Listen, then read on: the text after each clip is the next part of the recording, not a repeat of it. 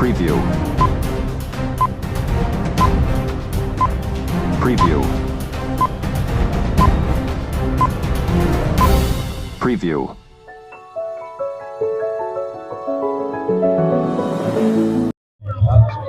જય જગન્નાથ, જય જગન્નાથ। આજે મહવાની અંદર ભગવાન જગન્નાથજીની 26મી રથયાત્રાનો જ્યારે પ્રારંભ થવા જઈ રહ્યો છે ત્યારે સમગ્ર ધર્મમય સનાતની લોકોને મારા જય જગન્નાથ, જય સિયારામ। આજે વર્ષોની પરંપરા મુજબ ઓડિશાની અંદર ભગવાન જગન્નાથની પણ રથયાત્રાઓ વર્ષોથી પ્રસ્થાન કરતી હોય છે। અમદાવાદની અંદર પણ એક વિરાટ રથયાત્રાનું આયોજન થાય છે, ભાવનગરની અંદર પણ થાય છે, સિહોરમાં થાય છે। એવી જ રીતે અમારા મહુવા ગામની અંદર પણ આજે 26મી આ ભગવાન જગન્નાથની રથયાત્રા જ્યારે એ પ્રસ્થાન કરવા જઈ રહી છે ત્યારે આજે ભગવાન આજે અમારા મહુવા નગરમાં ઘરે ઘરે લોકોને દર્શન દેવા આવી રહ્યા છે। ત્યારે આજે અમારું ગામ ધન્ય બન્યું છે, સારો દેશ ધન્ય બન્યો છે, સમગ્ર સનાતનીઓ ધન્ય બન્યા છે।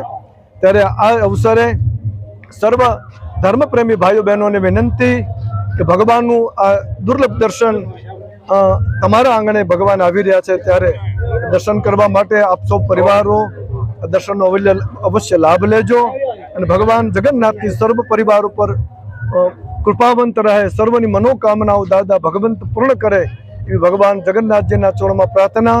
આપ સૌને જય જગન્નાથ। આજે ભગવાન જગન્નાથજી મહુવા શહેરની અંદર રાજમાર્ગો ઉપર ભક્તજનોને દર્શન દેવા અને આશીર્વાદ દેવા અત્યારે નીકળશે।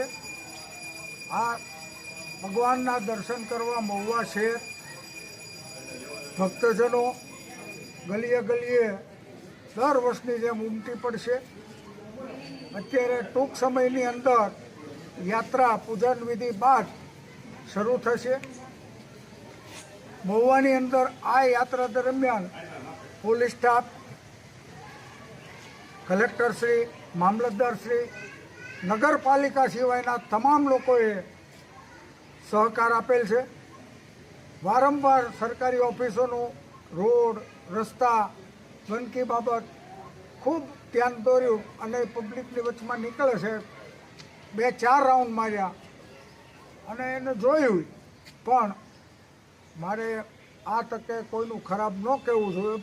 ધાર્મિક કાર્ય છે, ભગવાન સૌને જગન્નાથજી સદબુદ્ધિ આપે, પણ છેલ્લા સતત અમે 6 દિવસથી છીએ, પરિસ્થિતિ જેસે છે ઠીક છે, પણ ભગવાન નિર્વિઘ્ને આ કાર્ય શરૂ કર્યા છે વર્ષોથી, એ નિર્વિઘ્ને જ પાર પાડે છે।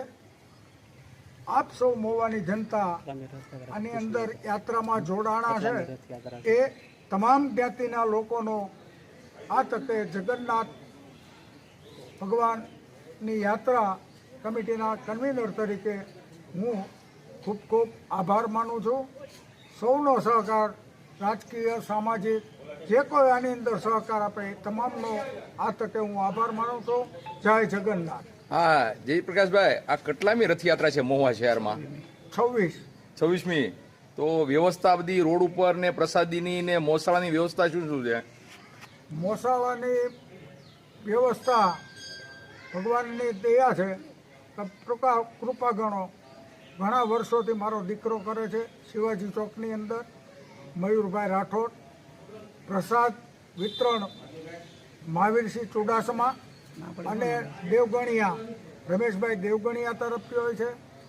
આજે શિવાજી ચોકમાં એક પ્રયત્ન કરીએ છીએ કે જે કોઈ ભક્તજન જોડાશે એ શિવાજી ચોકની અંદર પૂરી, શાક અને શેરાનું આયોજન કર્યું છે।